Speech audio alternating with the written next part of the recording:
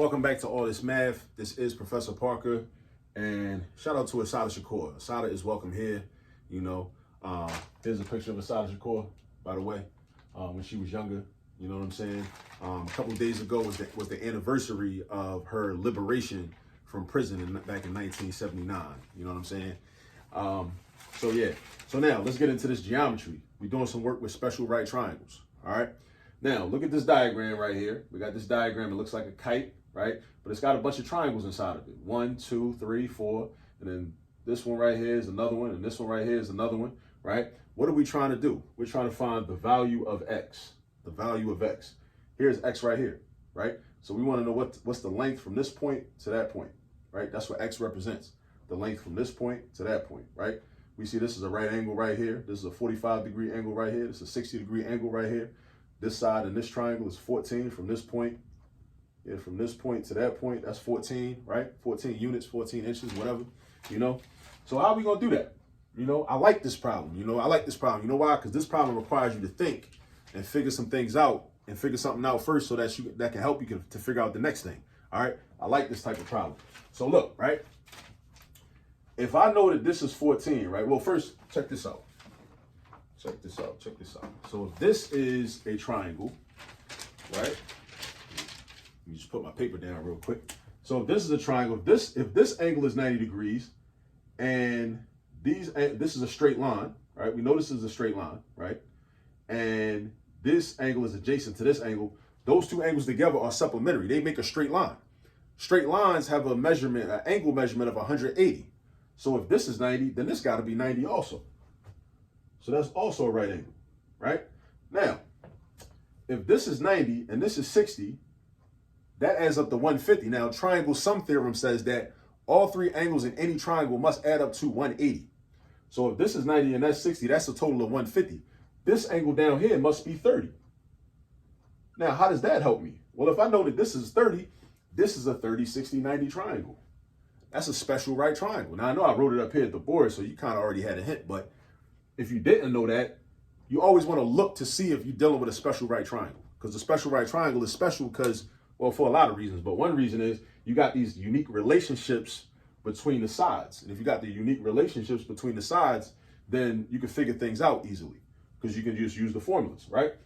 So if this is 14 and this is my hypotenuse, because it's across from the right angle, Now, one of the things I know about the hypotenuse is that, here go two hypotenuse formulas right here. It's equal to the short leg times 2. It's equal to the short leg times 2. And here's another thing I want to say. Like, when I see a problem like this, I don't know exactly which route to go. I just go. And then I just try to start figuring stuff out. I don't know necessarily if the stuff I figure out is really going to help me get to the final answer. But I'm just figuring stuff out and trying to just, like throwing darts to the dartboard. You know what I mean? Like, I'm just whatever. You know what I'm saying? So I know that this is 14. I know this is a 30, 60, 90 triangle. So I also know that this side must be 7. Now, how do I know that this side is 7? How do I know that? I know that because the hypotenuse is equal to the short leg times 2. So that means that the short leg is equal to the hypotenuse divided by 2, right? And this is the short leg of this triangle because it's across from the 30-degree angle.